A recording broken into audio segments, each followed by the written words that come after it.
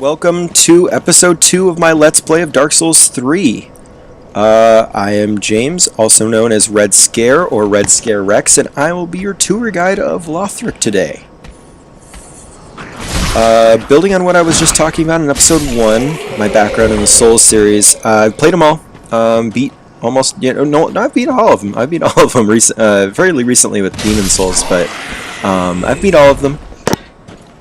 And the thing I'm getting at here is, just because I've played all of them, just because I've beat them all, I'm not saying I'm a good player. If you guys are looking for a guide, I hope I can give you guys some good strategies later down the line. Obviously, there's not going to be too good of strategies at the beginning area, but I have really good instincts for these games because I've played so many of them. I have a lot of, I know what to expect, but at the same time, this is a blind playthrough. And I'm not the best of players. I'm just going to admit that right now.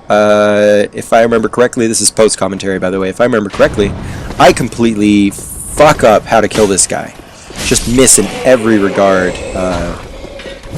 No, it was this guy. It was this guy. Yeah. Everything is a lot shorter range than I was thinking it would be. Yeah. That was counter hit, pretty sure, and a heavy hit, so that did a lot of damage. But yeah, I have good instincts, but that doesn't mean I'm good. What I am good at is interpreting lore. That's primarily what this series is going to be about. It's going to be the enjoyment of watching me play the game, hopefully. Hopefully I play in an entertaining way, and that's why I'm going to get rid of the spear as soon as possible. Because while it's utilitarian and it's a very good weapon to use, I definitely recommend it. It is not so exciting to watch, but my focus of this series will be primarily lore. I have always loved the lore in the Dark Souls games. Always loved them. So that's why I read a lot of the early item descriptions for you guys. And why I recognize that this is the Drangleic shield from Dark Souls 2, which is arguably one of the best physical damage shields in the game.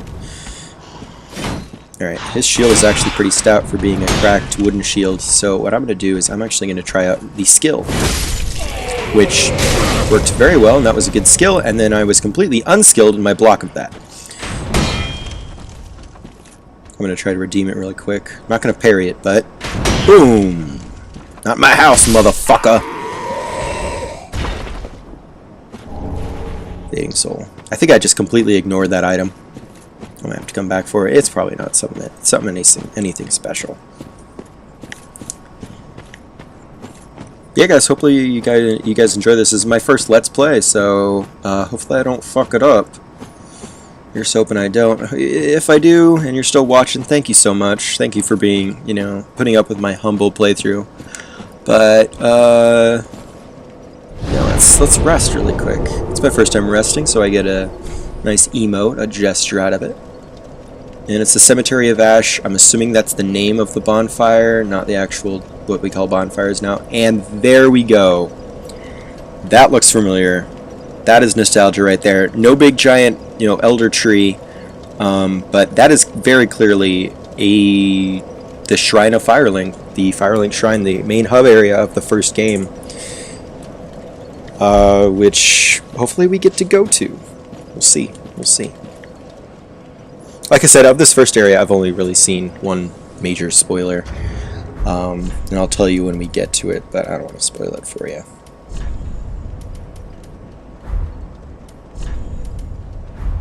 Swap some things around.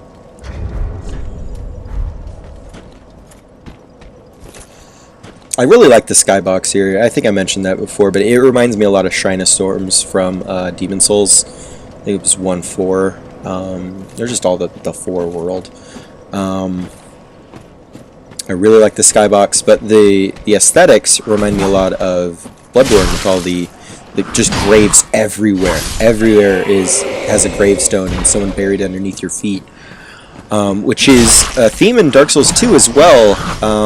There was a theme or a theory. Well, what was the theory/theme? And it was in Bloodborne as well. It kind of confirmed it. Civilizations. I'm a history major as well. I'm getting to my point, I swear. His societies, especially major cities, tend to build on top of older ones. So much so that the old ones can sometimes still remain and live in, you know, sewage systems. Oh, there's an item, and I'm our first jumping mechanic. Yeah. Oh, it's on L3 this time? Not sure if I like that. Yeah, see, I tried rolling and pressing circle and just rolled. Or running and pressing circle. Might have to change it. But cities tend to build on top of each other, and that might actually be the real Firelink Shrine. Just thousands of years later untouched, or, you know, the tree might have faded. But that's about it. That's in terms of the differences. Okay, here's a plunging attack. You have to actually start falling before you press the attack button, and then it will do it. There was a boss in Dark Souls 1, the first boss you fight, where you could actually do the leaping attack and the plunging attack all at once, and it would do like 40% of his HP in one hit. It was amazing. Can't really do that anymore. Alright, that's definitely a first boss. And a miracle.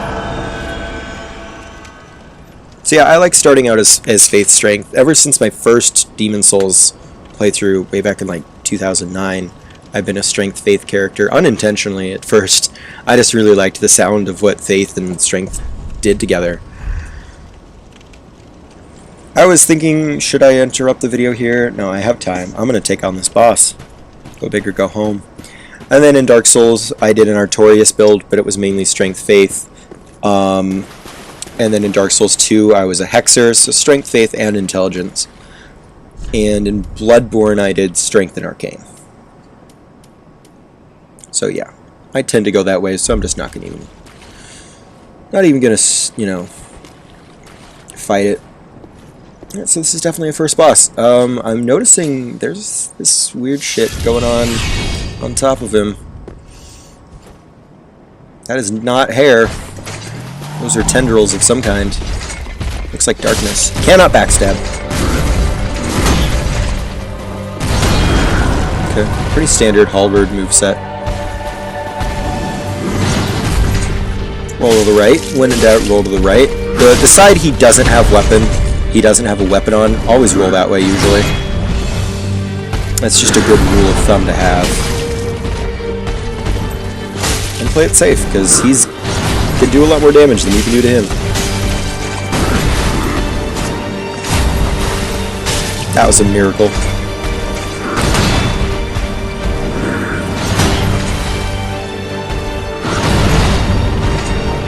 That move looked deadly.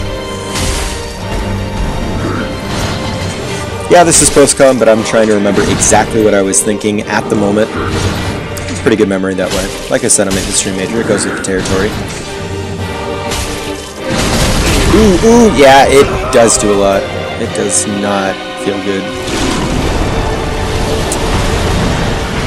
And that's where his tentacles come out. So he is transformed. This is the spoiler I got early on from the Kumail and TJ Miller video that I mentioned earlier. It's the only spoilers I have of the game so far. So this didn't really surprise me.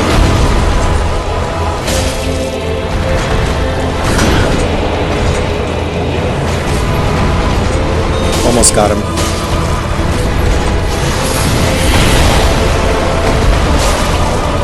Just circle around him. You shouldn't have any problems in this mode. He's not intelligent.